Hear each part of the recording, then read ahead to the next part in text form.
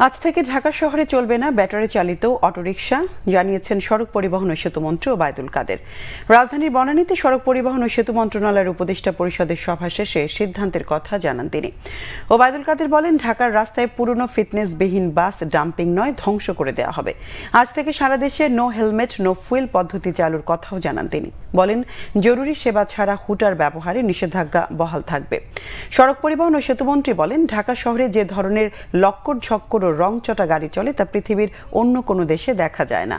ঢাকার বাইরে মফস্বল এলাকাগুলোতে উন্নত মানের গণপরিবহন চলে বলে মত তার।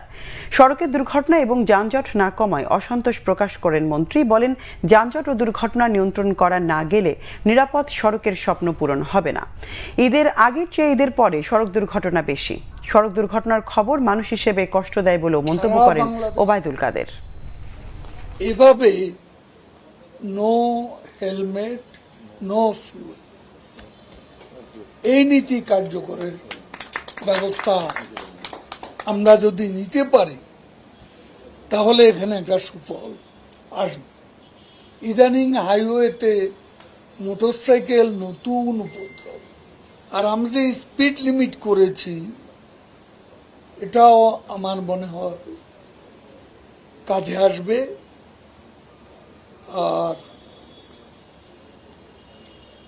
এখানে ফিটনেসবিহীন যে গাড়ি স্ক্র্যাপ করার যে সিদ্ধান্ত, যে প্রস্তাব এসছে সেটা আমরা সমর্থন করি।